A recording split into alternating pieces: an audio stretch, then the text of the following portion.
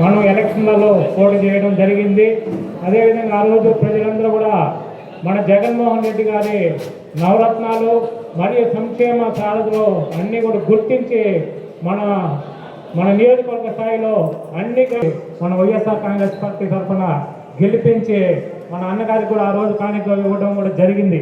అదంతా కూడా మన అందరి సర్పంచుల అదృష్టమని మనం చెప్పుకోవాలి. ఈరోజు మనం మునుపైతే సర్పంచ్ మాకు ఆ పని కావాలి ఈ పని కావాలని అందరినీ ఈరోజు ఇక్కడ సర్పంచులకి రావడం జరిగింది. మీకు చేసిన సేవలని గుర్తించి జగన్మోహన్ అన్న ఆదేశాల మేరకు మా నాన్నగారైన నారాయణ స్వామి గారు మిమ్మల్ని అందరినీ గుర్తించి సర్పంచులుగా గెలిపించి ప్రతి ఒక్కరు వాళ్ళ గ్రామాలలో అభివృద్ధి చేయడానికి ప్రతి ఒక్కరు సహకరిస్తారు. అదేవిధంగా మన గ్రామాల అభివృద్ధి కావాలన్నా మనం బాగుండాలన్నా మన ఊళ్ళో ఒక మంచి క్యాండిడేట్ అన్నవాళ్ళు చెప్పినట్లు మన సర్పంచ్ కానివ్వండి అన్న చెప్పారు అన్నాలన్నా సర్పంచులంటే అంత ఆశామాషి కాదు. చిన్న విషయాలు కూడా అన్న మా ఊళ్ళో ఇది లేదు, మా ఊళ్ళో లైట్ లేదు, మా ఊరు అట్లాంటివన్నీ బాధ్యతగా తీసుకొని వాళ్ళ ఊరు డెవలప్మెంట్స్ కానివ్వండి వాళ్ళకి సదుపాయాలు కానివ్వండి ప్రతి ఒక్కటి కల్పించిన మీకు అందరికీ నా హృదయపూర్వక వందనాలు తెలియజేస్తున్నాను. అదేవిధంగా మనం చూసినట్లయితే జగనన్న గారు ప్రతి ఒక్క రంగంలో మహిళలు ముందు స్థానంలో ఉండాలని మహిళలకు ఆశీర్వదించి మహిళలు కూడా అన్ని రంగంలో ముందుకు నిలబడ్డారు. అదేవిధంగా సర్పంచులు కూడా చాలా మంది మా మహిళా అక్క చెల్లెలు కూడా ఏ విషయంలో కూడా వెనక చేయకుండా ఎక్కడ ఇబ్బంది పడకుండా మీకు అందరికీ మరొకసారి కృతజ్ఞతలు తెలియజేస్తున్నాను. జగనన్న చేసిన పథకాలు ప్రతి ఒక్కటి ఎలా పేదలకు ఉపయోగపడినట్టు ప్రతి ఒక్కటి ఎలా పిల్లల భవిష్యత్తు కోసం ఆలోచించి తీసుకువచ్చిన నిర్ణయాలు ప్రతి ఒక్కటి మనం చూసాము. జగనన్న చేసిన పథకాలు ప్రతి ఒక్కటి ఎలా పేదలకు ఉపయోగపడినట్లు ప్రతి ఒక్కటి ఎలా పిల్లల భవిష్యత్తు కోసం ఆలోచించి తీసుకువచ్చిన నిర్ణయాలు ప్రతి ఒక్కటి మనం చూసాము. ఈ కూటమి ప్రభుత్వం ఏర్పడినప్పటి నుంచి మనం గమనించినట్లయితే ఎక్కడ చూసినా వీళ్ళ యొక్క స్వార్థం కోసము అన్యాయాలు అక్రమాలు మనం చూస్తున్నాము.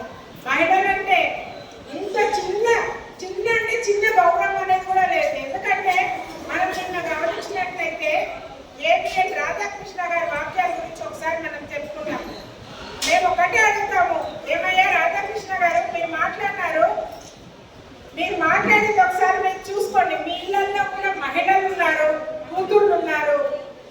ఇంకొకసారి కానీ మా వైఎస్ఆర్సీపీ మహిళల గురించి కానివ్వండి మా వైఎస్ఆర్సీపీ అన్నదమ్ముల గురించి కానీ నాయకుల గురించి మాట్లాడారంటే మూతి పళ్ళు రాలిపోయేటట్టు కొడతామని చెప్తున్నాము.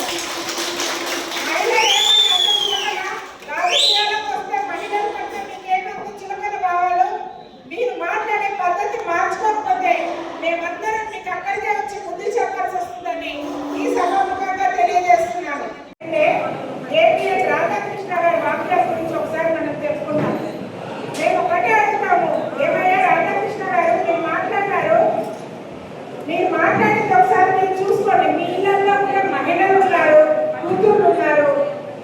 ఇంకొకసారి కానీ మా వైఎస్ఆర్సీపీ మహిళల గురించి కానివ్వండి మా వైఎస్ఆర్సీపీ అన్నదమ్ముల గురించి కానీ నాయకుల గురించి మాట్లాడారంటే మూతి పళ్ళు రాలిపోయేటట్టు కొడతామని చెప్తున్నాము.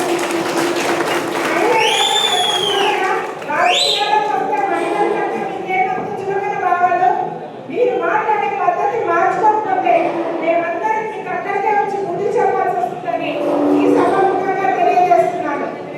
జగనన్న గారు మహిళల కోసం ఒక యాప్ తీసుకొని దిశ తీసుకొని మహిళల రక్షణ కోసము మహిళలు ఒక పబ్లిక్ లో ఒక సర్వీస్ చేసేటప్పుడు వాళ్ళకు ఒక రక్షణ కల్పించాలా అని మహిళలకి గౌరవిస్తుంటే కూటమి ప్రభుత్వంలో చూసినట్లయితే ఎక్కడ చూసినా అన్యాయాలు అరాచకాలు దోపిళ్ళు దౌర్జన్యాలు మహిళలని కించపరిచేటట్టు ప్రవర్తనలు ఇవన్నీ మనం గౌరవిస్తూనే ఉన్నాము.